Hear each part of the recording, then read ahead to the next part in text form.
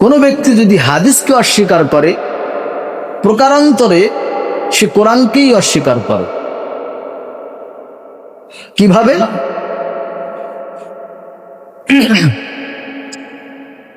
যখন কোরআন নাজিল হলো, সর্বপ্রথম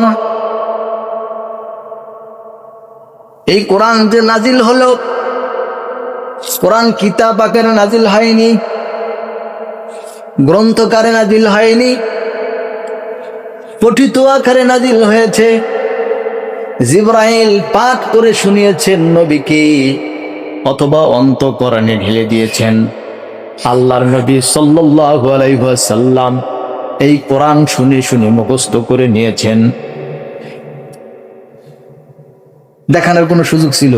এই দেখো কোরআন আল্লাহ নাজিল করছে, আল্লাহ পাঠাইছে, এই দেখো কোরআন তোমাদের কাছে নিয়ে আসছে। হ্যাঁ, এরকম দেখানোর কোনো সুযোগ ছিল? কথা বলেন না। হযরত মুসা আলাইহিস সালামকে তার কিতাব দেওয়া হয়েছে। মুসা আলাইহিস সালাম এই জাতির দেখাইছে, এই দেখো আমি তুর পর্বত থেকে আমি কিতাব নিয়ে আসছি, এই যে সে কিতাব, এটা আল্লাহ নাজিল করছে। মুসা আলাইহিস সালামের কিতাব গ্রন্থাকারে ছিল, অর্থাৎ ফলক আকারে ছিল। সেই কিতাব আর এই কোরআন একরকম ভাবে নাজিল হয়নি। মুসা আলাইহিস সালামের গ্রন্থ, দাউদ আলাইহিস সালামের গ্রন্থ, হযরতে ঈসা আলাইহিস সালামের গ্রন্থ, অন্যান্য নবীদের মাসাহাফ, সাহিফা, এই গ্রন্থগুলো ক্রমান্বয়ে নাজিল হয়নি, একবারই নাজিল হয়েছে, একবারে গোটাটা দিয়ে দেওয়া হয়েছে, এই নাও তোমার শরীর।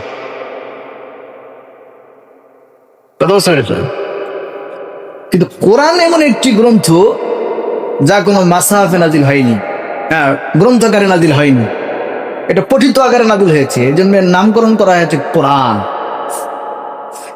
কোরআন শব্দের শাব্দিক অর্থ হচ্ছে পঠিত, যা বারবার পাঠ করা, যা বারবার পড়া হয়। কোরআন শব্দের অর্থ কি বলেন? কোরআন শব্দের অর্থ কি? যা বারবার পড়া হয়। কেন? এটা নাজিলই হয়েছে পঠিত আকারে। জিবরাইল এসে পড়ে শুনেছে, আল্লাহ নবী পড়ে মুখস্থ করছে। আবার আল্লাহ নবী সাহাবীদেরকে পড়ে শুনেছে, সাহাবীরা পড়ে মুখস্থ করছে। আর মুখস্থ করতে কি একবার দুইবার পড়া লাগে? কয়বার পড়া লাগে? অসংখ্যবার, যার কোনো হিসাব নেই। এইভাবে পড়ে পড়ে সাহাবীরা মুখস্থ করছেন। এই জন্য এর নামকরণ করা হয়েছে কি? কোরআন, যা বারবার পড়া হয়। কোরআন, যা বারবার পড়া হয়। এই নামটা ভুলে যাবেন, অর্থ ভুলে যাবেন। হ্যাঁ, মনে থাকবে না এই অর্থটা? এটা পঠিত আকারে নাজিল হয়েছে। এখন আল্লাহ নবী এটা যদি গ্রন্থ আকারে নাজিল হইতে, যে আমাদের সামনে যেরকম আছে, এরকম যদি গোটা কোরআনটা নাজিল হইতো, তাহলে সাহাবী করে বলতেন যে দেখো আল্লাহ কোরআন দিছে। হ্যাঁ, ঈমান আনতে খুব সহজ হইতো, তাই না? রাসূলের উপর ঈমান না আনলেও চলত,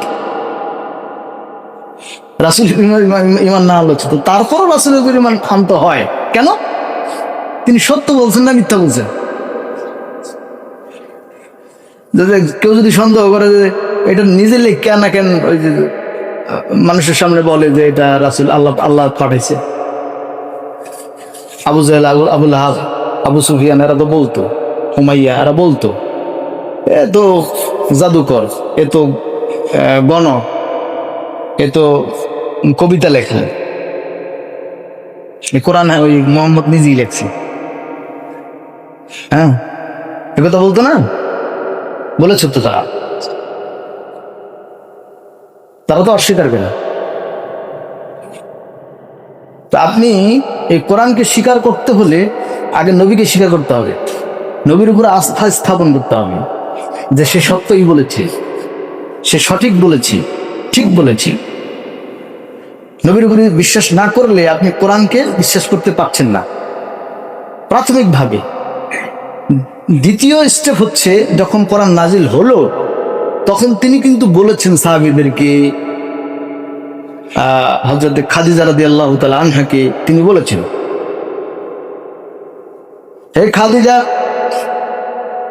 আমাকে চাদর জড়িয়ে দাও, কম্বল জড়িয়ে দাও, আমার বড় ভয় করছে, কাঁপুনি উঠে গেছে, শরীরে জ্বর এসে গেছে, আমাকে কম্বল দিয়ে জড়িয়ে দাও। তাকে কম্বল দিয়ে জড়িয়ে দেওয়া হলো।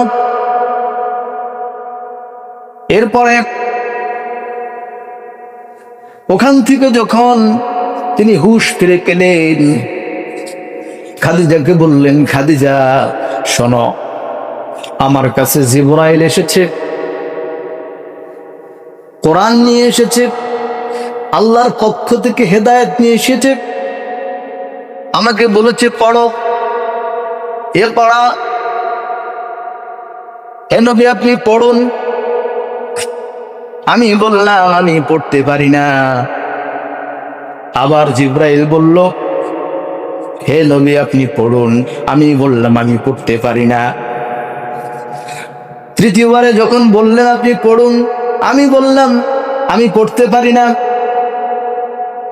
তখন তিনি আমাকে আলিঙ্গন করলেন, তার বুকের সাথে জড়ায়া ধরলেন, এবার ছেড়ে দিয়ে বললেন, ইকরা বিসমি রাব্বিকাল্লাযী খালাক, খালাকাল ইনসানা মিন আলাক, ইকরা ওয়া রাব্বুকাল আকরামুল্লাযী আল্লামা বিল কলাম, আল্লামাল ইনসানা মা লাম ইয়ালাম।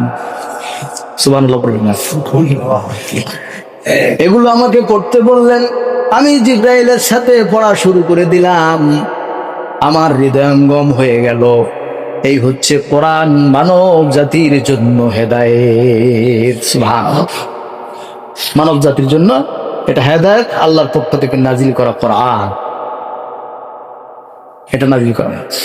এখন আপনি বলেন, আপনি যদি হাদিসকে অস্বীকার করেন, এটা তো হাদিস, বুখারীতে আছে, এটা হাদিস না, বুখারীতে আছে। তো যদি আপনি হাদিসকে অস্বীকার করেন, হাদিসকে না মানতে চান, ধরলেন আমি কোনো হাদিসই মানব না, এটাও বাদ দিলাম, তার মানে কি আপনি মূলত কাকে বাদ দিলেন? হাদিসকে বাদ দিলেন মানে কোরআনকে বাদ দিয়ে দিলেন। হাদিসকে বাদ দিলেন মানে কোরআনকে বাদ দিয়ে দিলেন।